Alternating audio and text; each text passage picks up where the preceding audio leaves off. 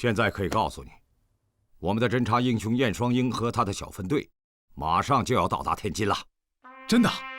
当然是真的。昨天接到小分队电报，他们即将到达天津。到达以后呢，再与我们确定收发报时间。燕双鹰是咱们东野的战斗英雄，也是侦察英雄，真可算得上是要武能武，要文能文呐。由他潜伏进去，关键时刻能派上大用场。本来我们派遣他以新六军高级步兵的身份潜伏到301师师长叶洪开的身边，伺机搞到敌人的兵力部署和城防工事图。现在进攻北马路路口这副重担又落到他的肩上了。我已经命令侦察科的同志与天津地下党接洽，尽快派人协助燕双鹰和小分队。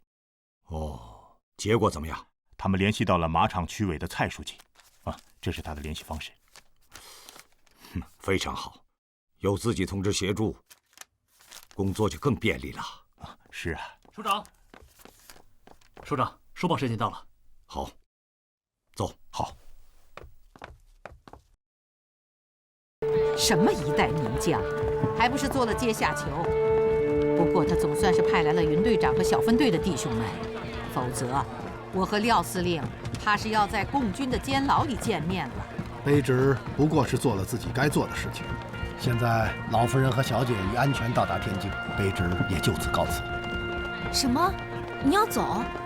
是啊，我早就说过了，护送你们到达后就离开军队，到外面去谋个出路。不行，先跟我回家，走的事情以后再说。云队长，林娜说得对，你们千里护送家母和林娜，总要让我表达一下感激之情啊。长官言重了，这都是卑职应该做的。新六军的高级步兵就是与众不同。林队长，目前大战在即，军中正在扩招，这可是你们大显身手的好时机呀！要不要留在叶师长手下呀？最少也能给你个上校编练官。是啊。好了，我看这件事情啊，可以从长计议，先回家洗个澡，吃顿饱饭再说吧。好，今天晚上我在登营楼摆酒，给老太太接风。哎，魏抽兄，我已经定好了，今晚6点在公馆举行家宴，大家都来，一起热闹热闹。这样也好，我们一定准时到。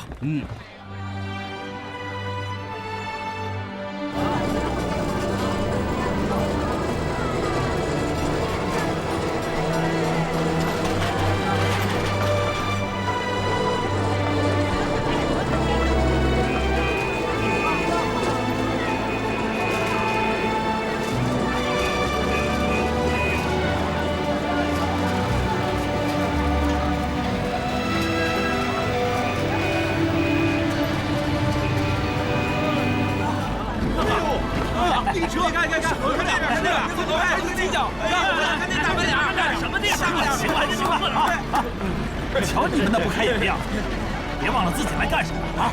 对付，你什么时候带我们出去玩玩呗，犒劳一下我们呗。起什么哄啊？犒劳以后再说啊！过一段时间再说。回去。回去。怎么样，老侯家？到家了，齐切吗？一别10年，终于打回来了。嗨，解放家乡，你还不得立个头功啊？嘘，看到了吗？城里的守军并不多，只有东西两头多，越向纵深越少。一路上我算过了，从塘沽开到这里大约100多里，总共只有4个地方驻军，看规模也就是一个团的建制。好，赶快给老家发报，汇报上去。只要咱们的住处一定，立刻给司令部发电，确定收发报时间。好。叶洪开是守卫天津外围的主将，他那里肯定有天津市的兵力部署和城防工事图，看看有没有机会下手。你的意思是说，来个蒋干盗书？你就不能挑个好人说？嗨，行了，你就别挑人了。说起盗书啊，我就知道蒋干一个啊。弟兄们，说正经的，我们现在已经深入敌营，大家说话做事要加上万分小心，一个微小的疏忽就会引来杀身之祸。大伙儿都听清楚啊，都别吊儿郎当的。出了事儿啊，不但丢了小命，组织交给的任务也完不成，那可是大事儿。放心吧，教导员，不会出错的。教导员，你不已经出错了？不，副队长说的没错，敌后斗争是残酷的，大家万万不要掉以轻心。是。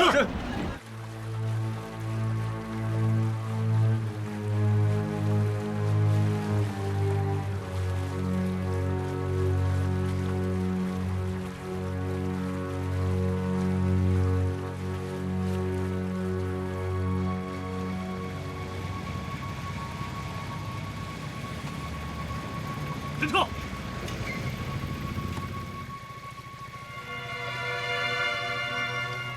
怎么回事？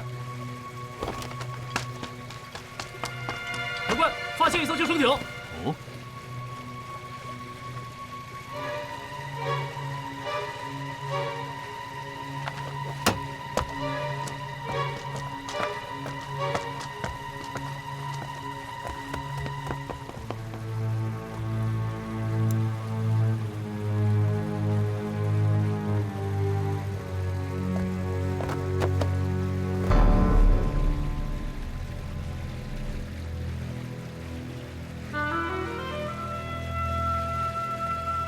还活着，抬上车送到陆军医院。是。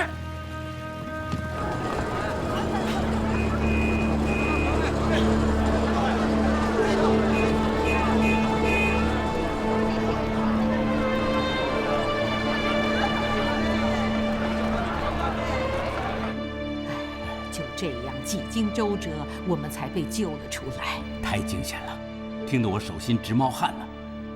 如果没有这个云队长，你们恐怕很难逃出处处杀机的辽西走廊，更不可能从装满炸药的轮船上安然返回。是啊，唉，有老有小的，一路上既要照顾我们的生活起居，还得拿枪打仗。唉，像我这样的老人家，跑也跑不动，逃也逃不掉，能活着回来，想想都难。真是难为他们了。唉，说实话，爸爸，我这辈子没佩服过谁，云队长是第一个。哼，你呀，跟人家吵了一路，还说佩服他。奶奶，吵是吵，可我心里还是很佩服他的。我从来没有见过这么冷静、判断这么准确的人。很多时候，生死只在一线之间，要是换了别人啊，根本无法判断，不敢判断。可他越在这种时候，就越发稳定。你对他的评价很高啊。不瞒爸爸说，我认识的国军军官也不算少了吧，没有一个像他这样的人。嚯，越说越夸张了。洪开呀，要说林娜有可能夸张，我是不会的。这个云队长实在是太了不起了，这些都是我亲眼所见的。看起来这是个不可多得的人才。如果能够留在身边，专门负责保护你们，那我心里会踏实很多。那太好了。哎，洪开，听你这话，好像对时局有些担忧。是啊，东北沦陷，晋州失守，通往天津的大门已向共军敞开，林彪的主力部队很快就要进关，再加上活跃在华北的聂荣臻部，总兵力达130万人，而平津守军却只有53万，共军占有绝对优势，志在必得。天津虽然城池坚固，但守城兵力却只有11万，要守卫偌大的城市，几乎是不可能的。从民国到抗战，再到戡乱剿匪，打了几十年了，老百姓从骨子里厌烦打仗。中国人对中国人有什么可打的？就是。抗战结束后，人家共产党想和，可老蒋就是不干。现在怎么样？哼，赔了夫人又折兵。你看看东北，再看看廖耀湘，还有什么可打的呀？就是，我看共产党也没什么不好，纪律严明，秋毫不犯，至少啊，比咱们国军祸害老百姓要好得多。琳娜，这种话也是随便说的吗？有什么不能说的？人家老百姓管国民党叫瓜民党，管蒋总统叫蒋该死，防民之口甚于防川，光我不说管什么用吗？银声凋敝，怨声载道，国之将衰啊！天津何尝不是如此？为修建外围工事，10几万老百姓流离失所，无家可归啊！那还打什么？都撤到江南去，能保住半壁江山就不错了。说的简单，我说不打就不打了吗？老头子天天催促平津两地整顿军务，地要占至寸土寸交，兵要占至最后一人。岂有此理！占至寸土寸交，那天津市不就毁了吗？老百姓怎么办啊？难道也都战死？哎呀，亏着蒋总统能说出这样的话来。我看呐，他就是个最虚伪的人，张口闭口要学习先总理孙中山先生。可当年孙先生为了避免战争，为了广大人民的利益，将大总统的位置让给袁世凯，这他怎么不学啊？哼，我看呀，他还不是怕失去权力，口口声声说要和平民主，可做出的事儿呢，件件都是暗昧欺心、迫害暗杀、清除异己，毫无信义，出尔反尔。只要能保住自己的地位，真是无所不用其极。我看啊，就是毒夫民贼。林娜，这些话都是从谁的嘴里听到的？哼，又是美琪吧？我可警告你，美琪的父亲因散布反战言论，已经被军统抓进去3次。军统怀疑他是共产党，如果没有我，恐怕早就被枪毙了。你和他接触要多加小心，千万不要引火烧身。爸爸，这还用人说吗？只要是有点良知的，有谁看不出来呀？美琪是大公报的记者，本来就该说真话。你仔细想一想，他说的话难道没有道理吗？真是混账！有道理的话就能说出口吗？你的年纪也不小了，怎么还这么糊涂？好了，琳娜，这些难道你爸爸心里不比你清楚吗？这种话在家里说说就罢了，出去万万不可对任何人说起呀。事情险恶，万一被那些不怀好意的人听去，不光是你，就是你爸爸也要遭殃的。目前天津市内遍布军统特务，听到有反战言论，立刻抓捕，就地处决。军中也是如此。侦缉处处长黄云龙像幽灵一般，天天率领手下在各军中游荡。只要听到各级军官士兵有厌战、反战言论，立刻抓捕。前几天，我的301师中就让他带走了2位团长。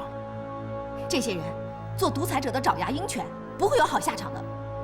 洪开呀，你还好吧？哎，我总算还是老头子的嫡系，他们对我不敢为之过甚。可老头子也并不完全信任我，冯伟筹经常有意无意地用话敲打，这就证明他们对我还是有防范的。老奸巨猾，我看啊，冯伯伯打仗不行，做特务倒是很在行。你以为他从前是做什么的？啊，他真的是特务？冯伟筹曾是军统局的党务总干事，后来才被调到国防部任次长。这次老头子调他来天津，主要是为了监视天津警备区司令陈长捷，其次就是监视我们。原来是这样，我说这个冯文朗也有些鬼头鬼脑，他在船上还怀疑云队长是共产党的侦察员呢。哦，有这样的事情？是啊，看起来这是家传。文朗也就是有些胆小窝囊。是啊，唯唯诺诺，没有一点男子汉的气概。你看人家云队长。看起来你很欣赏云队长。我没有啊，我只是……云队长虽然有恩于我们，但毕竟是个当兵的，门不当户不对呀。奶奶，你说什么呢？谁说要跟云队长？哎呀，我不跟你们说了，真是的。这孩子是怎么了？往常他大大咧咧的，没这么害羞过。我看呀，他是喜欢上云队长了。哦，我虽然年纪大了，但年轻孩子的心思我还能看懂些。像云队长那样的英雄，谁不喜欢呀？琳娜崇拜他也很正常。呀，冯伟筹已经向我提过亲了，这件事情恐怕由不得琳娜了。是啊，我明白。琳娜不过也就是女孩子的心性，不会长久的。哎，到时候把道理跟她说清楚，她会明白的。俗话说，世间的事情不如意事常8、9，尤其是婚姻这种事情，不是自己能说了算的。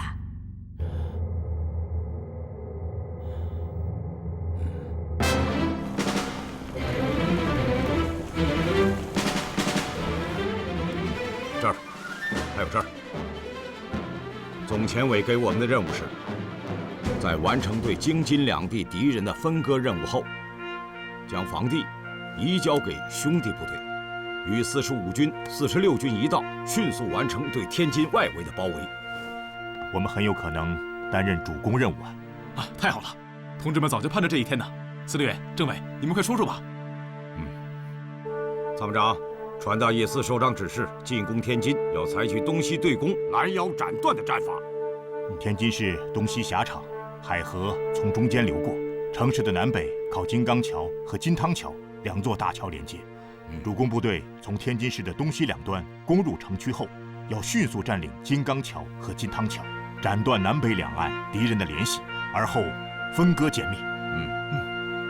我们的任务就是从王顶堤，也就是天津的东端攻入城区，而后以迅雷不及掩耳之势占领金刚桥，切断南北敌人的联系。这种战法需要我们提前侦知敌人的兵力部署、城防工事，并在进攻开始后派遣熟悉天津市地形的尖刀部队迅速插入市区，占领金刚桥的门户、北马路路口，大部队才能够以最快的速度攻占大桥。进攻开始后就晚了，要在进攻开始前就有步骤地派遣小分队潜伏到金刚桥旁隐伏起来。总攻一开始，立刻向守卫北马路的敌军发起突袭，力求在大部队到达时夺取路口，接应大部队顺利上桥。哎呀，这可不容易啊！侦察科的同志对我说，目前天津市进出盘查都非常严格，如果没有身份证件以及天津市购粮证的人，一律按照奸细论处，运输武器就更加困难了。不要说枪支，就是日用物资都难以运进，要派小分队提前进去，恐怕非常困难呀。现在可以告诉你，我们的侦察英雄燕双鹰和他的小分队，马上就要到达天津了。真的？当然是真的。昨天接到小分队电报，他们即将到达天津。到达以后呢，再与我们确定收发报时间。燕双鹰是咱们东野的战斗英雄，也是侦察英雄，真可算得上是要武能武，要文能文呐。由他潜伏进去，关键时刻能派上大用场。本来我们派遣他以新6军高级步兵的身份潜伏到301师师长叶洪开的身边，伺机搞到敌人的兵力部署和城防工事图。现在进攻北马路路口这副重担又落到他的肩上了。我已经命令侦察科的同志与天津地下党接洽，尽快派人协助燕双鹰和小分队。结果怎么样？他们联系到了马场区委的蔡书记，这是他的联系方式。非常好，有自己同志协助，工作就更便利了。是啊。首长，收报时间到了。好，走。好。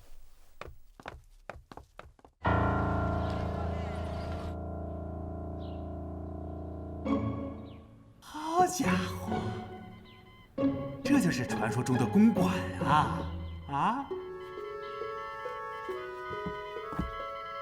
哎呀，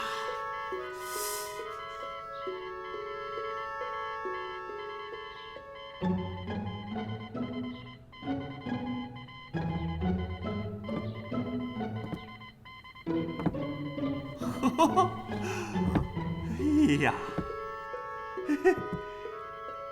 真漂亮啊！这么讲究的房子，咱可是头一回住啊！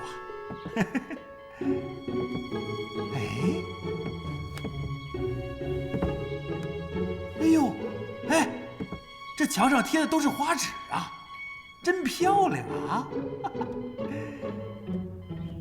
哎呦喂，这墙围子用的都是红木的呀！哎呦！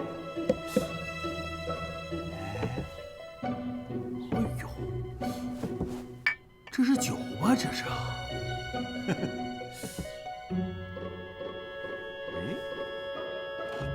这是什么东西？哎呦，多亏了你，差点给摔坏了。我说你还有点别的事干吗？在卡车上，你说战士们说的挺好，现在你看看你自己这副不开眼的德行，东摸西看的，你说你寒碜不寒碜？我这有什么寒碜的吗？没见过吗？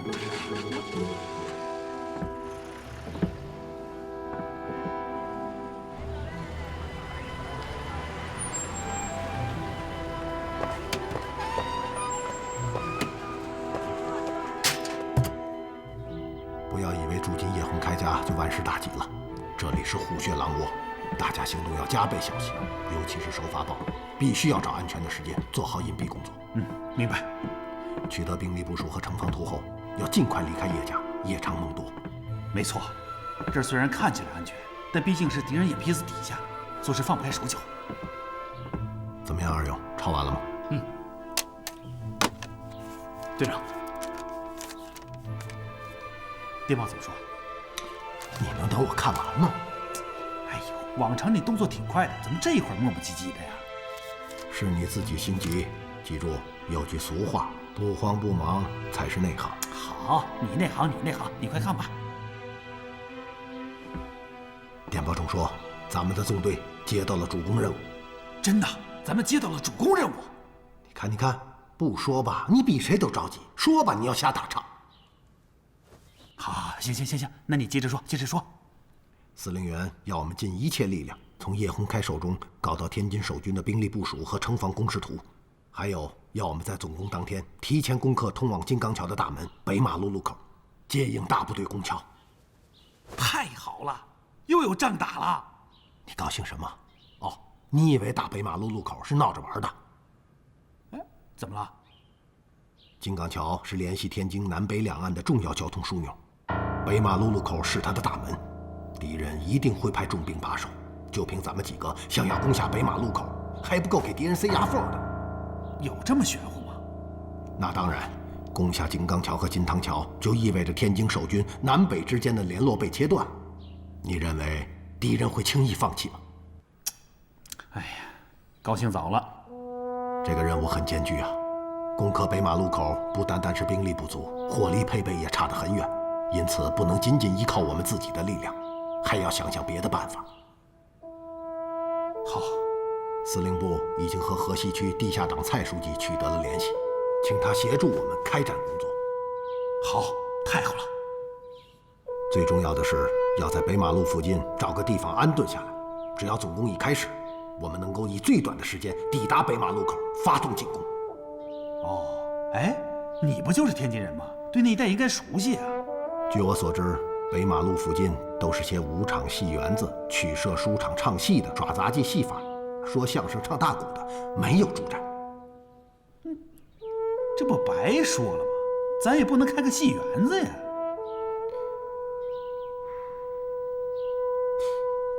开戏园子？你还真打算开个戏园子呀？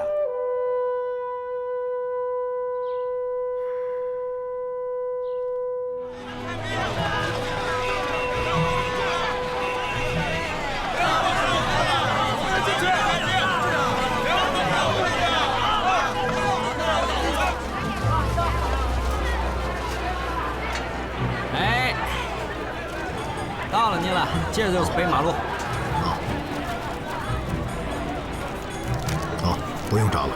谢谢大哥。哎，我说兄弟啊，这路怎么给封上了？嗨，您不是天津人吗？天津人是天津人，就是在外多年，这不刚回来。我说大哥，你可真够根儿的！眼下的天津卫都那样，谁还敢来？跑都来不及，你还回来？哦，没辙啊，这不是有事儿要办吗？哎，我跟你说啊，这马上就要打仗，看见金刚桥了吗？这军事要地，给来了个两头堵。你要打算过桥，这可费了牛劲了，绕一大圈不说，哎，你还得过俩岗楼。这路北的老百姓都给轰走了。嗨，这年头谁还管老百姓呢？您看看，这路两边做买卖的，还有私家住户，全都给赶走了。这你往哪儿说的？这哦，多谢兄弟。得了，您慢慢逛啊，我先走了。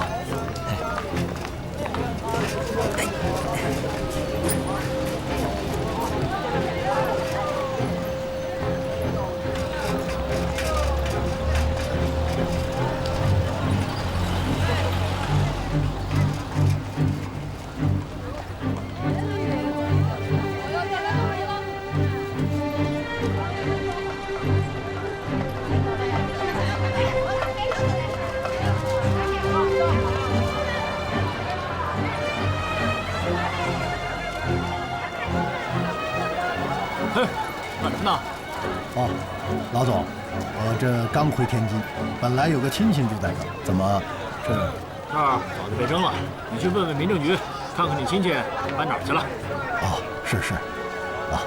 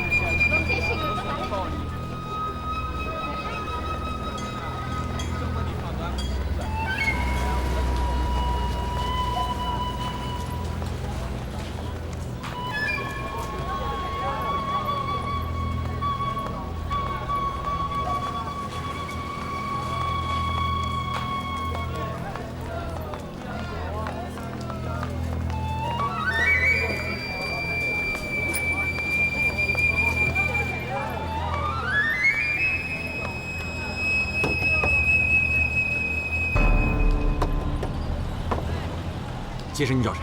啊，是东北澳的关先生，让我来谈朱宗盛。哦，朱宗的价钱可贵了啊，贵不怕，不贵不赚钱吗？快进来。你就是大军的叶营长吧？是我。太好了，终于把你们给盼来了。啊，蔡书记在吗？在正房等你呢。啊，来这边。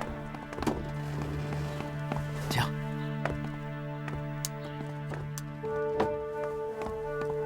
叶营长，你们什么时候到天津的？今天上午刚到。啊，快请坐。啊。叶营长是哪里人呢？啊，我就是天津人。哎呀，你也是天津人呐？咱们可是老乡啊！啊，10多年没有回来，都快不认识了。叶营长，天津人民盼望大军把眼睛都盼穿了，真希望你们能赶快打过来，解放天津，把国民党反动派彻底消灭。哦，就快了，东野大军马上进关，天津解放指日可待。太好了！哎，叶营长，你们进城的任务是什么？搞到敌人的兵力部署和城防工事图，配合主攻部队攻克金刚桥。叶营长，不是我给你泼冷水啊，难呐。哦，据我们潜伏在敌人内部的同志得到消息，上个月，天津警备区司令陈昌杰刚刚召开完了军事会议，具体制定了天津防守的兵力部署和作战方案。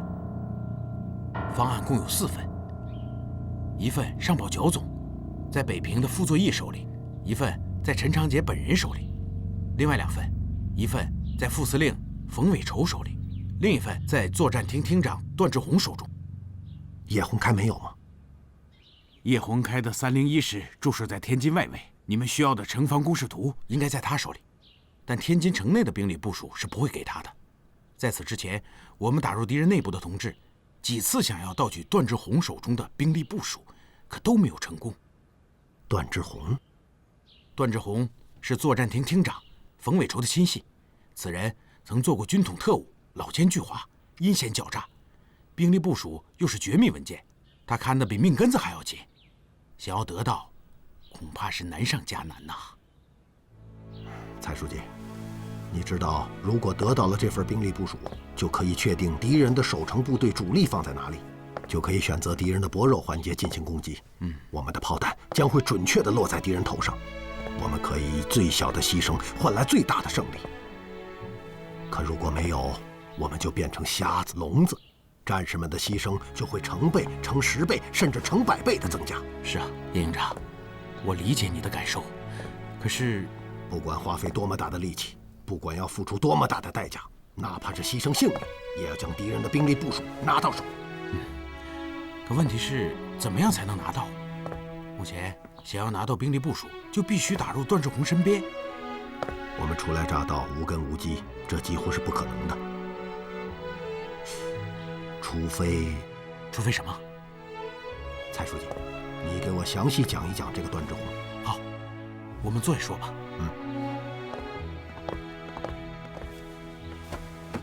这个段志宏啊，是天津本地人，曾混居于青帮之中，与杂布地的青帮大哥袁文才是拜把兄弟。抗战期间，他秘密进入军统，做了特务。光复后回到天津，任天津特别市军调处处长。剿总进入后，因为他与冯伟筹关系特别密切，被冯一手提拔为作战厅厅长。这个人在天津的能量很大，上到与市长杜建时、各军将领、警察厅长，下与地痞流氓、狗浪混混都称兄道弟，是个不折不扣的老油子。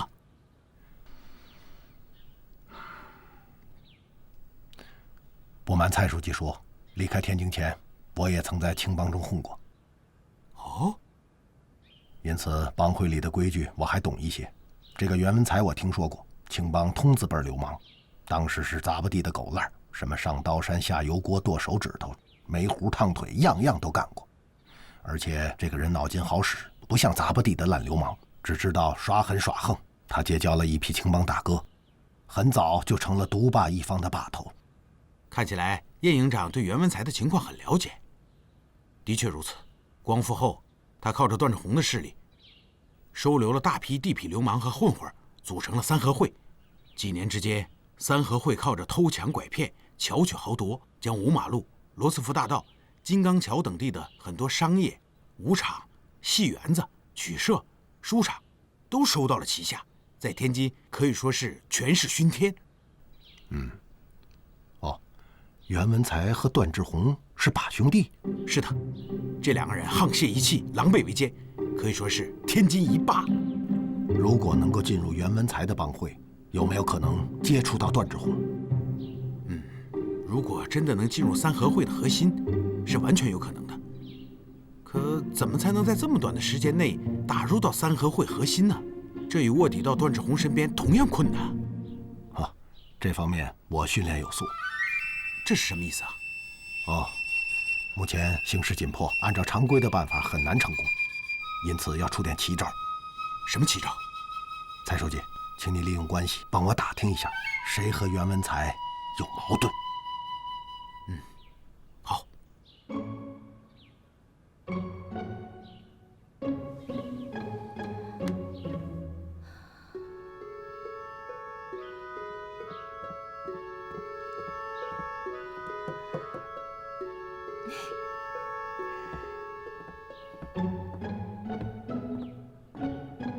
琳娜，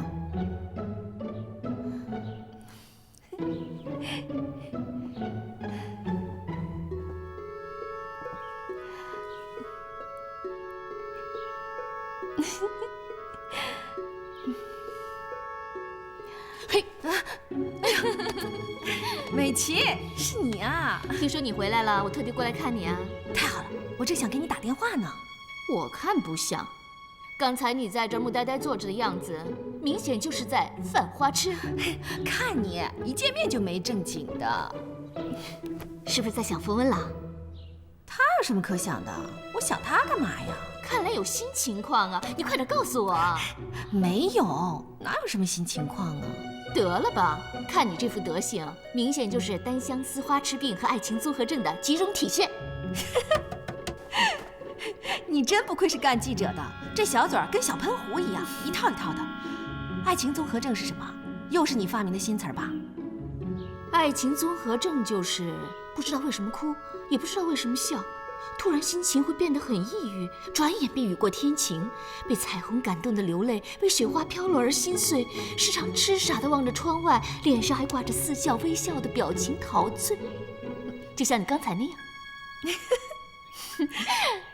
怎么样，描述的是不是很准确？你呀，真是个鬼精灵，什么也瞒不过你。看来还真有情况啊！赶紧跟我说说。其实我最喜欢的是花边新闻。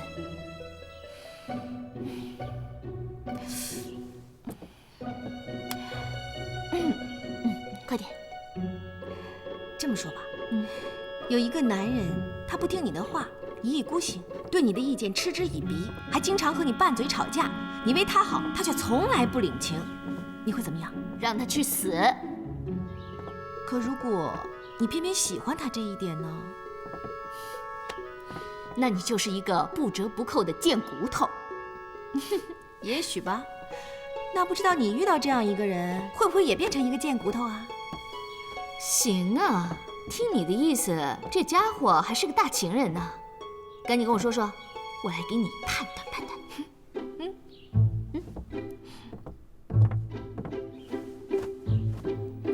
你真想知道？当然了，就冲我长得这么好看，你也得告诉我，否则怎么对得起我的长相啊？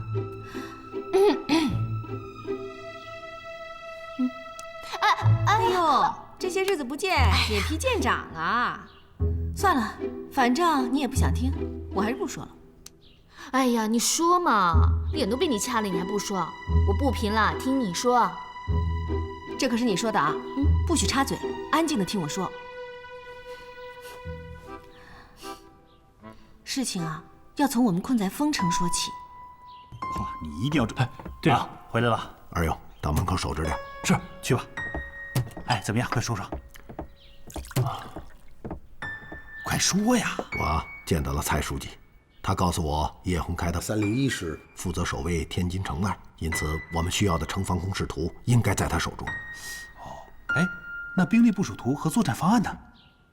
据蔡书记说，这2个文件事关绝密，除了司令陈长捷外，另外2份在冯文朗的父亲冯伟筹和天津警备司令部作战厅参谋长段志宏手中。地下党打入敌人内部的同志曾经试图从段志宏手中将文件盗出，却没有成功。啊！地下党的同志都失败了。哎呀，人家地下党在天津根基深，关系硬，能调动的资源也多，他们都失败了，那咱们，你看看，这说的挺热闹哦，一遇到困难就要打退堂鼓。谁打退堂鼓了？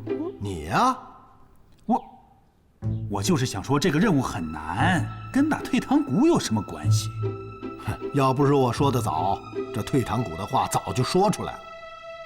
我有那么落后吗？哎，不过说真格的，这任务还真是有点困难啊。得不到敌人的兵力部署，大部队的损失会成倍的增加。还记得打锦州时候的配水池吗？气的呀！奶奶的，一个小小的配水池，竟然打光了一个营啊！那就是因为咱们不了解配水池的兵力部署。没想到配水池下面的通道与锦州城里相连，敌人可以源源不断地向城外增兵。本以为一个连可以解决问题的，最后打掉一个营也没拿下来。所以啊，搞到敌人的兵力部署至关重要。理儿是这个理儿，可原以为叶洪开手里能有这些文件，没想到最重要的东西却不在他的手上。哎呀，咱们初来乍到，两眼一摸黑，这可怎么个搞法啊？别着急，咱们先分析分析。要想得到这2份文件，要从谁下手？啊！我的天哪，你们的故事简直能写一本惊险小说了！真后悔没有跟你们一起去。虽然受了很多苦，但我不知为什么，这心里头竟然有点怀念那些危险时刻。在那个时候，感觉离他很近很近，可是回到了这里，我却觉得离他好远好远。我现在倒有一些迫不及待的想见到这个云建明了。怎么样？是不是面对这样的男人，你也会马上变成贱骨头啊？等见到他再说吧。哎，今天晚上爸爸要在家里请客，你也一起来，就会见到他了。陈长捷是中将，又是天津警备区司令官，而且跟咱们没有任何关系。哎呀，就不用从他身上下手了吧？是啊，剩下的只有冯伟筹和段志宏了。这段志宏跟咱们也没有什么瓜葛，想从他身上做文章也很难。哎呀，只剩下一个冯伟筹了。我和你的看法正好相反。啊？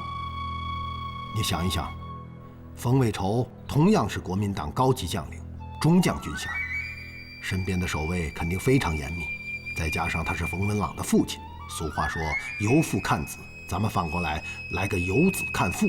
想想冯文朗的阴险多疑，就不难想象冯伟筹的为人了。有道理，有道理。这个冯文朗就是个阴胎子，表面上看着胆小怕事，恭谨谦和，其实啊一肚子坏水。因此，要想从冯伟筹和冯文朗父子手中盗出绝密文件的可能性，同样是非常小的。哎呀，那就只剩下一个段志宏了。可问题在于，咱们根本就不认识他呀，那就只能是硬抢啊，否则怎么可能从他手中得到文件呢？我们虽然不认识段志宏，但从地下党蔡书记口中得知，姓段的与天津最大的青帮头子三合会会长袁文才是把兄弟，而且此人从前也曾混过帮会，走过江湖。我们可以利用袁文才接近段志宏。哎，怎么，你认识袁文才啊？不认识。哎呀，我说敖兄啊，你说话能不能别打喘气儿？那这刚提起气儿来，你又给拍回去了。我们虽然不认识袁文才，但有句话叫不打不相识。你的意思是，他袁文才能够仗着段志宏的事在天津卫横行，咱们怎么不能仗着叶洪开的事呢？你是说打袁文才？哼，你终于明白了。我不明白。你打袁文才只能和段志宏结仇啊，那就更接近不了他了呀。那还怎么搞到文件呢？那要看怎么打了。哎，怎么打？那总不能一边亲嘴儿一边打吧？不行，打是为了和，因此必须打疼他，打得他无计可施，打得他颜面扫地，打得他不跟咱们讲和，在天津就混不下去。到那个时候，机会就来了。这能成吗？会不会弄巧成拙呀？加入咱们队伍前，我在天津曾经混过帮会，帮会中的人最讲究面子。就拿打架来说吧，哪怕是你打胜了，但丢了面子，赢得不好看不光棍，那还不如输了让人看得起。啊，这可真邪了哈！打赢了还不如输的，那谁还打赢啊？啊，这个你就不能理解了。所以啊，天津的流氓讲究抽签儿。什么叫抽签儿？给你打个比方啊，比如啊，你要去解决一件事儿，但是呢，对方人多势众，而你呢却只有一个人，你该怎么办？你呀，拿着一把菜刀，把自己的手指头剁下来，扔在对方脚前。如果对方手下也有这样的人，就会出来一个跟你抽签儿，也砍下一根手指。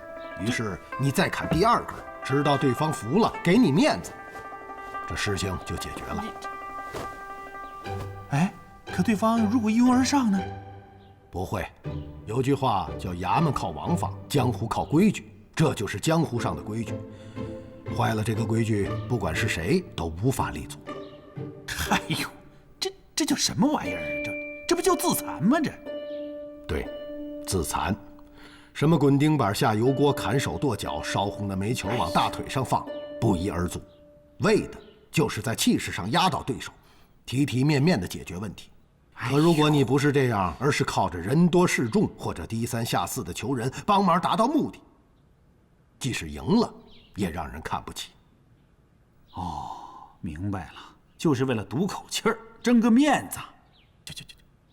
说对了，袁文才是杂布地混出来的，也是这样的人，因此最要面子。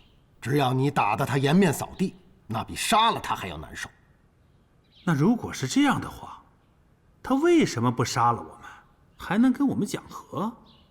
首先，如果他能杀得了我们，就不会颜面扫地。第二，即使他能杀了我们，失去的面子也找不回来，因此他一定会选择找回面子的办法。如果真是袁文才像你说的那样，你这条计策也许能够奏效。相信我，我了解他们。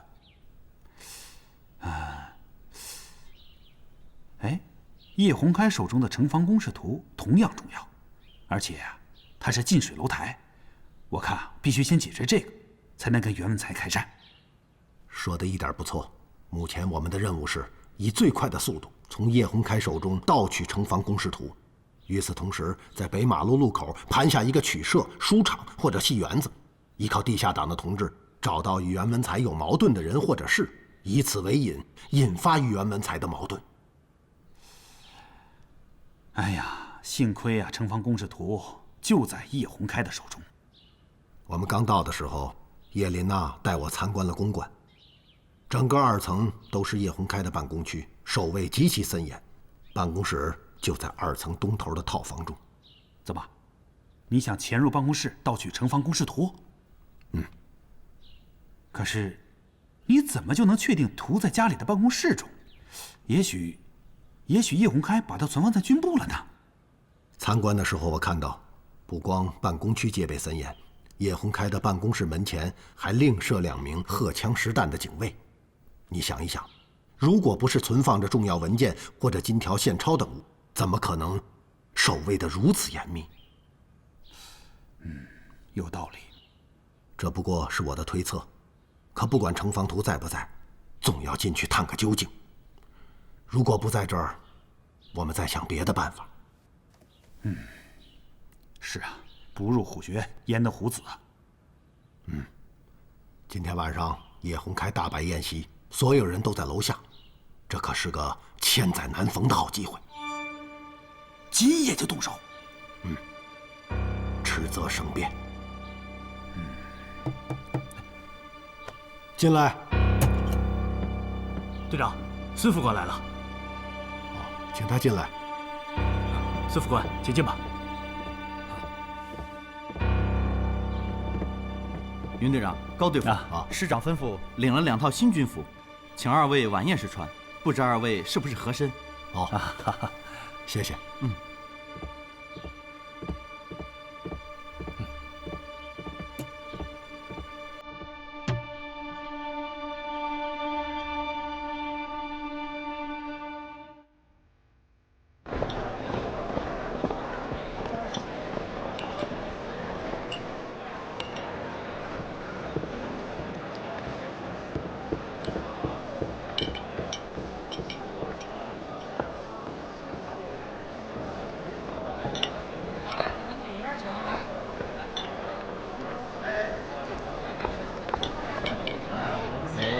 里面请。里面请。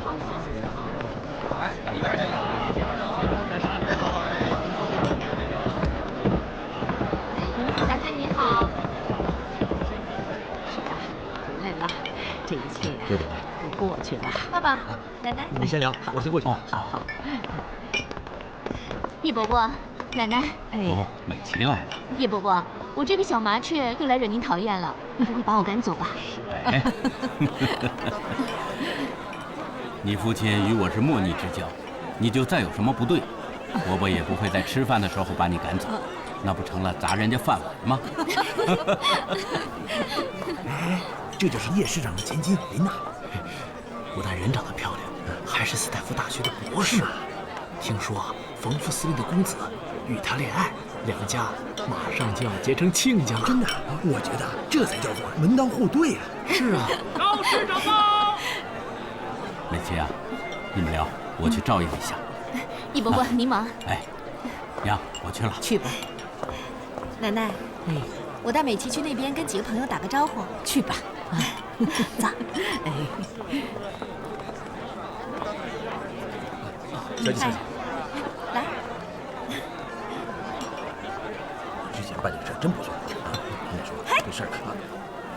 哟，叶小姐，好久不见了。好久不见，我好朋友美琪。你好。你好，你们聊吧，多吃点啊。好，您请。你那个什么云建明什么时候来啊？怎么到现在还没出现？又不是你男人，你这么着急干什么？还说我是贱骨头。看来啊，你当起贱骨头来一点也不比我落后。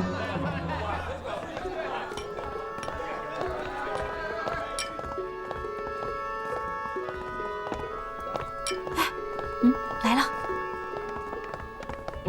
云队长，高队副。小姐，不是在船上都已经说好了吗？叫我琳娜。是。这是我最好的朋友美琪。一下午听你的名字，耳朵都快磨破了。是琳娜一直在说你的故事。行啊，还以为你是个5大3粗的兵杆子呢，没想到长得这么帅气，实在和琳娜说的故事联系不起来。不知道琳娜小姐是怎么描述我的？他呀，把你说的像天神下凡，感觉吹口气儿就可以把几10个鬼子都杀死。哎，切，你最讨厌了。云队长，你可千万别听他的，他这个人呢，最没正形了。看起来美琪小姐一定是位记者。你跟他谈起过我？没有啊，我真没有。那他怎么知道我是个记者呢？谈吐、气质，还有就是自来熟。这点你说的太对了，他这个人啊，就是自来熟。说什么呢？美琪是大公报的首席记者，天津的第1名嘴，出了名的能说会道。云队长，很少有什么事情能令我感到吃惊，你是一个例外。行啊，第1次见面就给我一个下马威，看来琳娜说的并没有那么夸张。怎么样？现在你服气了吧？服气什么呀？说不定以后还要给你争情人呢。说什么呢？谁是谁的情人？你说谁是谁的情人什么呢你？哎，你打我！再敢说，我打你了！你打我！再敢打我！再敢说，我撕了你的嘴！我怎么闻到了一点花香啊？什么花香？桃花的香啊！瞧你这表情，鬼鬼祟祟的，你究竟想说什么？我看你是交了桃花运了。啊？你说你这么大个人啊，怎么一点正形都没有？人家是大小姐，能看上我，说话也不嫌牙碜。你可别这么说，皮肉粗糙，骨骼坚强，各有一德可取啊。这都哪儿跟哪儿啊？用我们天津人的话说，溜肩膀大裤衩，哪儿也不挨哪儿。我说你怎么不解风情呢？啊，大小姐怎么了？哎，你听过有出戏吗？叫《卖油郎独占花魁》。哦，我是那卖油郎是吧？我不就一比方吗？你比方点好的不行？韦仇兄，洪开兄，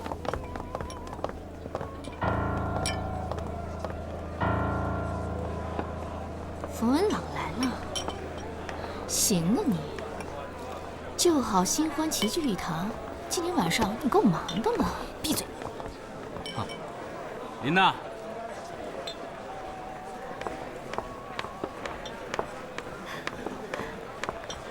冯伯伯好。你好，文朗来了，你们年轻人在一起谈谈说说，不要和我们这些老头子在一起了。好，文朗过来吧。好。2位长官慢聊，我先过去了。好。洪开兄，我看儿女的婚事该提到日程上来了，是宜早不宜迟啊。是啊，选个黄道吉日，把婚事办了吧。啊，对了，本来陈长官也要来，临时被副长官调到北平去了。里边请。听说副长官暗地里与共军媾和，陈长捷是副长官的亲信，此时被调到北平，不会没有用意吧？不知老头子是不是知道这件事情？当然知道。你好，国防部次长郑介民已经到北平去了2次，就是敲打傅作义，让他老实点。郑介民是毛人凤的前任，军统大鳄，由他亲自前来，傅作义应该是有所收敛吧。傅作义重兵在握，根本不会把区区一个郑介民放在眼里。一旦他与共产党握手言和，我们这里还有什么可打的？哎，话不能这么说。老头子3令5申，平津是要死守的。傅作义胆敢抗命，不会有好下场。而且说他与共产党媾和，也只是疯传，并没有真凭实据。因此，洪开兄不要听信谣言，更不可为此动摇军心。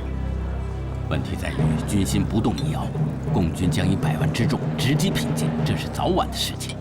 我敢断言，进攻天津的部队绝对不会少于30万众，而天津守军勉勉强强只有10万人，强弱对比不言而喻。我们拼死抵抗不要紧，只怕关键时刻有人背后捅刀子，保全自己，出卖朋友，那我们可就真变成炮灰了。请吧。坐。哎，请。哎呀，傻子，这项链真漂亮啊！干杯！干杯！借一步说话。好。那笔买卖怎么样了？你提供的军用物资，对方开出了。200根金条。都安排好了？放心吧，1个星期以后交货。交货地点定在哪里？塘沽港口北端的海防堤坝上，那里是我的辖区，最保险。侦缉处的黄大处长果然是名不虚传，一切都安排得妥妥帖帖。我黄某人安排的再妥帖，没有公子提供的军用物资，我黄云龙又怎么可能捞到这许多黄鱼啊？啊？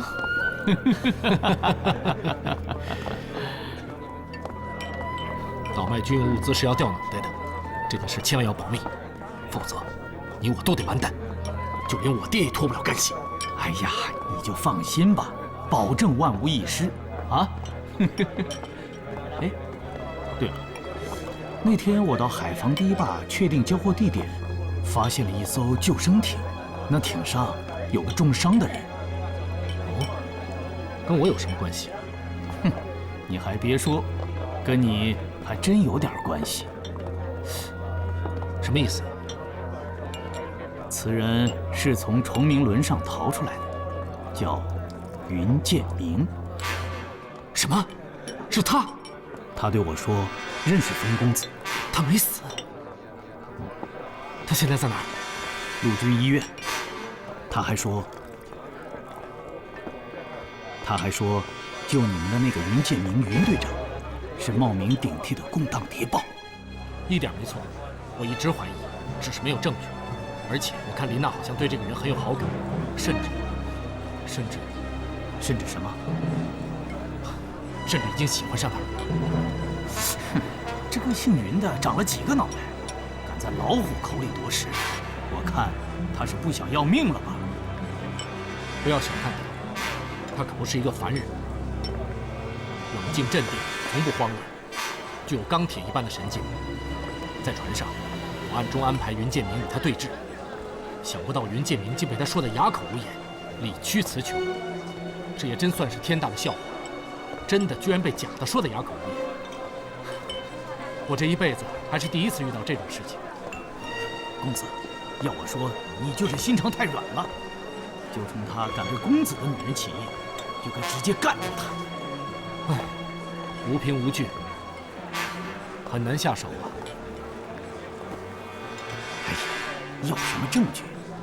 只要给他安个共军匪谍的罪名，直接拖出去毙了，不会有人过问的。这个假的云建明是叶家祖孙2人的救命恩人，没有真凭实据随便抓人，叶洪开那关就过不了。怎么，叶师长再大还大得过冯副司令？他老人家可是老头子的红人，让他说句话不就行了吗？我何尝不想尽快除掉他？但是叶洪开的301师是守天津外围的主力，关键时刻还要他卖命，因此不能轻举妄动。你以为天津能守得住？爹说了，老头子已经下了命令，只要共军有包围天津的态势，我爹便立刻率京津主力撤到南方。那叶洪开呢？他也是黄埔系的。黄埔系也有亲有国，有远有近。叶洪开的番号是被共军消灭过的，他的301师是新招募的部队，战斗力很差，所以老头子命令留下他的301师跟共军拼命，掩护主力撤回南方。原来是这样。冯公子离开的时候不会忘记黄某人吧？你是我的搭档，忘了谁也不能忘了你呀。那一切就仰仗公子了，啊？包在我身上，请公子放心，我一定为公子除掉这个假云建明。哎，千万不可鲁莽，否则弄巧成拙。我们有真的云建明，还怕假的不露馅吗？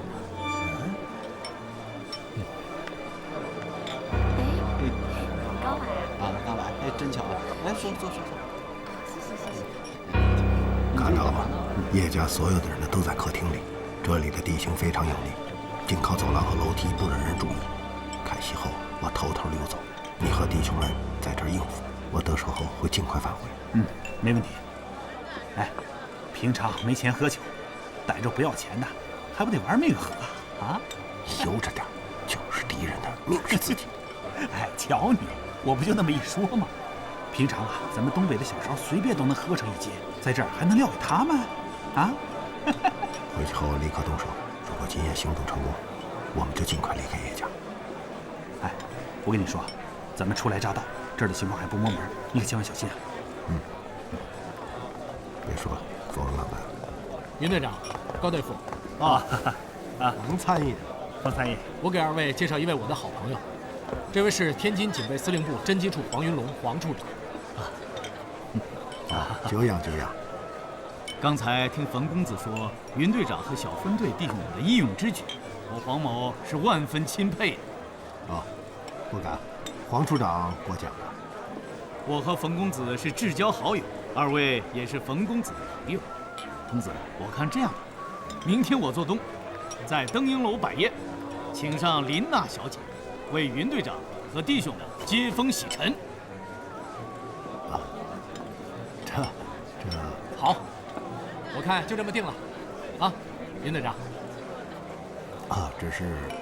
这不太好意思。哎，云队长初到天津，我黄某应尽地主之谊，这是应该的。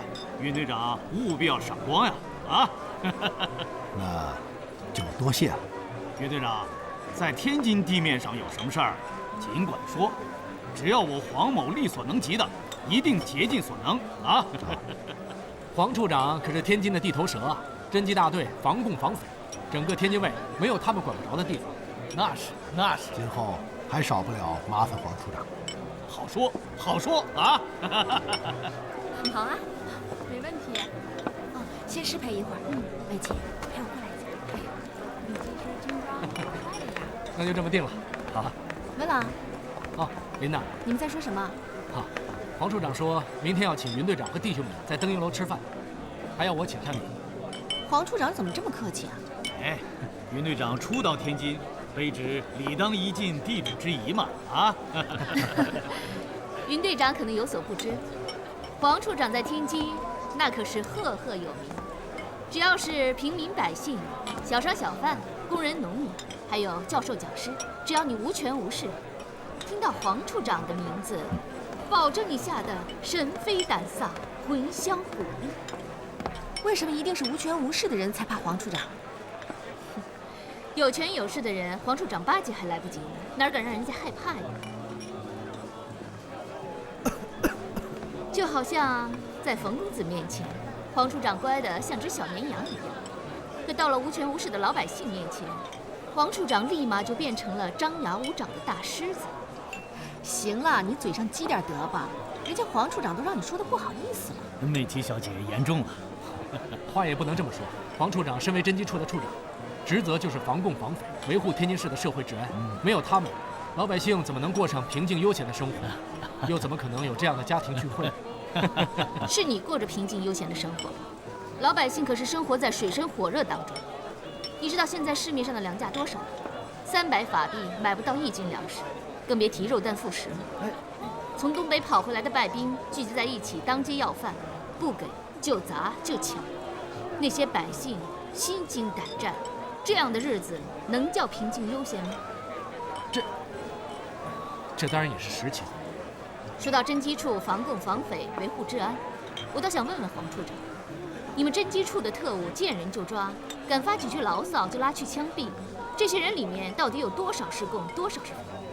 哎，美琪小姐，我们侦缉处抓人可都是证据确凿，从来没有滥抓滥捕过呀。是吗？3天前，一个卖煎饼果子的小贩，就因为发了几句牢骚，就被你们侦缉处的人抓去枪毙了。我没有记错。哎，那个小贩是共产党的地下谍报。我得到的情况好像跟你说的不太一样。据我所知，那个小贩是普普通通的买卖人，一直在小白楼卖煎饼果子，却因为你们国军布防，把人家的煎饼炉子和锅给砸了。那个小贩只说了一句，连煎饼果子都不让卖，这日子还怎么过？就被你们侦缉处的特务给抓去枪毙了。哎呦，我们也是公务在身呐，迫不得已，这种人散布厌战言论，剿总命令必须严惩不贷。你们砸了老百姓的饭碗，凭什么呀？人家发句牢骚就成了散布厌战言论，这还有没有天理啊？黄处长，你这是草菅人命。我们也是。哎，战争时期这也是你没有办法，都是共产党给害的。什么都拿人家共产党说事儿，人家共产党可没让你们枪毙那些摊煎饼果子的小贩。哎呀，我们还有，头几回几百败兵把登营楼团团围住，问老板要钱，老板不给，他们就要砸店。后来还省党部的人出面，一人给了2馒头，才把他们打发走。按道理说，这应该是你们侦缉处该管的吧？用冯公子的话说，维护社会治安嘛。那个时候你们又去哪儿了呢？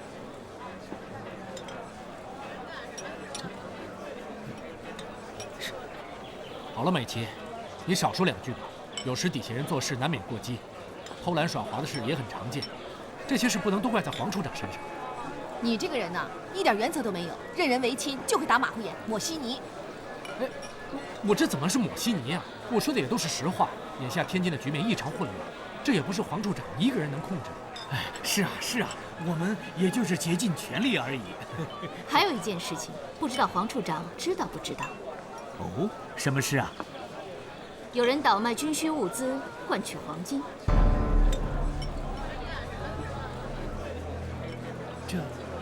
这黄某实在不知，不知美琪小姐是从哪里得到的消息？您就不用问我是从哪里知道的。问题在于，倒卖军需物资这么大的案子，黄处长放着不管，却把心思花在枪毙一个发牢骚的小贩身上，也真算是奇事一桩了。美琪小姐责备的是，我一定尽快查明。黄处长，戡乱时期倒卖军需物资是重罪，你要马上调查清楚。是。云队长，你们聊，我们过去招呼一下。冯参议请便。黄处长，你看吴师长来了，我们过去打个招呼。哎，好。林娜，我们先过去一下。随你。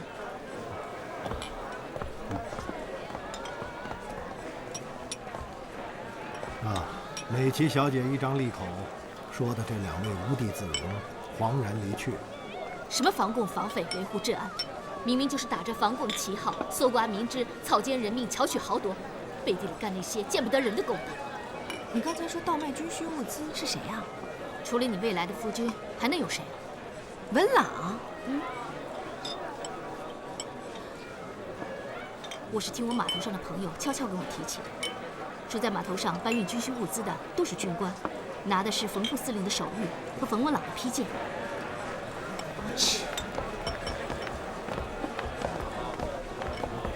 下去吧。是。云老弟啊，郭大哥，怎么样？都安顿好了吗？好了，暂时住在叶师长家里。不是暂时，就住在这里。是啊，云队长，林娜怎么舍得你们走呢？不说话，我把你当哑巴卖了。说话至少能够体现我的存在。哎，美琪小姐说话既恰到好处，又诙谐幽默，真不愧是个著名记者啊！还有捧臭脚的，怎么了？人家夸我就变成捧臭脚了？哎，那个美琪小姐这么漂亮，就是捧也该是捧香脚嘛。你们俩真是天生的一对儿。高队副，谢谢你的支持。哎，这是我的荣幸。对于高进来说，若说有一样比打仗强，那就是耍贫嘴。哎，要是耍贫嘴耍好了也不容易啊！你看人家说相声的，不就是靠耍贫嘴逗乐吃饭吗？啊！别说，你要是说相声，没准还真能成。哎，让他跟美琪搭档，美琪逗哏，他捧哏。我看高队副一定能成。你们还别笑话我们，说不定哪天我们就火了呢。那好啊，真没准儿。郭大哥，你那边都安顿好了吗？我去的警备司令部编练处，叶师长已经跟他们打好了招呼，我就留在301师，扩编一个团。啊，太好了！这下郭团长也成了爸爸的部下。幸亏有师座，否则郭某的番号在东北就打没了。到了天津，岂不成了孤魂野鬼，和那帮外兵一起要饭去了？哎呀，恭喜郭大哥，这回你可是又有兵又有将。还不是仗着兄弟们把我从东北救出来，否则我早就成了共军的俘虏了。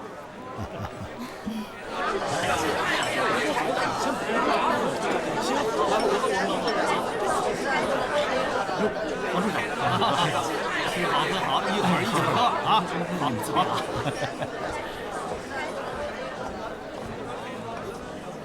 美琪怎么会知道物资换金条的事情？此事如此绝密，除你我2人之外，没有第3个人知道。一定是码头上的人，你立刻严查此事，所有知情者一概。我看那个美琪说话有点共产党的腔调，而且他知道了我们倒卖军用物资的事情，不如连他一起干掉。怎么干？车祸。这人呀，有时候很结实，有时候又很脆弱，轻轻一碰，命就没了。是啊，意外时有发生，任何人也无法避免。请大家就坐。要开始了，我们入座吧。好，请。大家都请坐吧。云队长，要开始了，你和郭团长、高队副跟我坐到主桌去吧。不了，你知道我这个人，在这里和弟兄们坐就好了。不好，我要你跟我坐过去。云队长，你就听他的吧，不然的话他会别扭一晚上。我不爱热闹，不会说话，溜边坐最合适。这到了主桌上，一句话说不好，那不惹别人不高兴吗？这是我家，谁敢不高兴啊？好了，你快去吧，我和高进就坐在这儿。我们的酒量不行，喝多了也好开溜啊。哎呀，好了，别这么恋恋不舍的，又不是不见了，真黏，你才黏，讨厌。那好吧，我一会儿过来给你敬酒。不用了，你们吃好喝好，就当我不在了。真是个怪人。行了，别贫了，快走了。那郭团长，我们过去吧。要不我也和云老弟坐这儿吧。爸爸特意吩咐请你过去的。就是，郭大哥，你还是坐过去吧。啊。那也好。哎，一会儿咱们再喝啊。那我们过去了。好。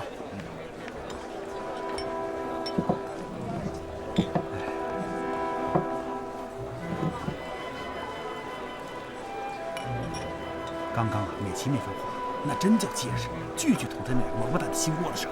不难看出，这丫头心直口快，而且思想进步，只是太直率，容易惹祸上身。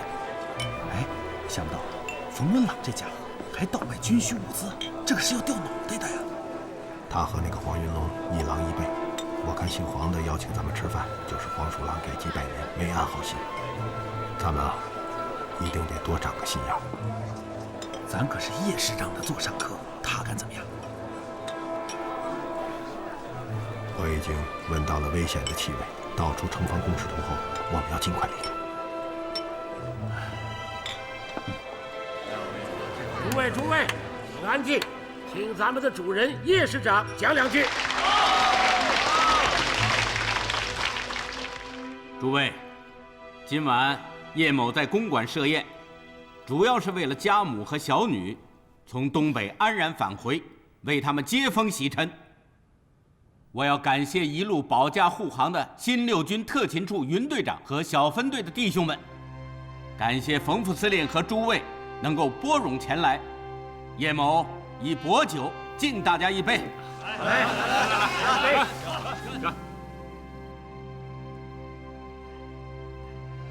大家坐吧，请坐。好，来坐。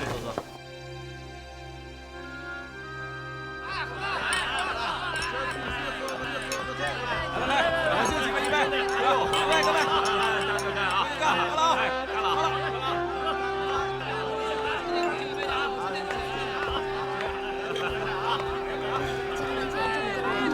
我也来敬一杯。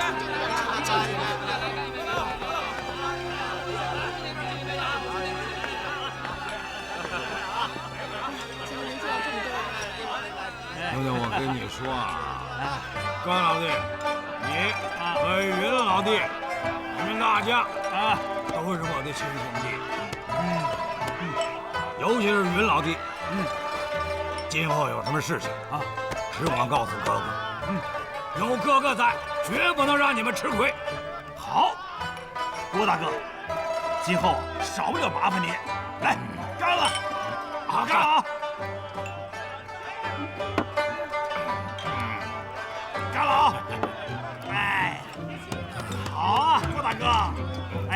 再倒一杯，来，哎，好兄弟，咱这俩干一个，来，郭大哥，来。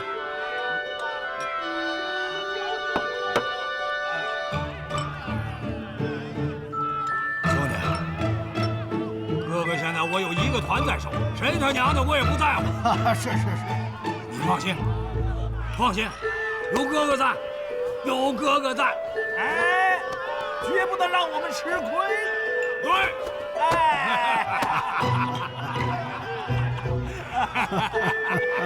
哎，你们看啊，都他娘的喝这个了！哎，那也是我一帮兄弟啊，都是老乡。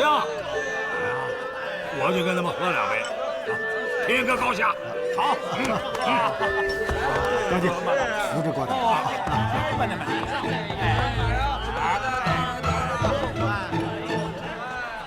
队长，叶师长来了。来，敬你一杯。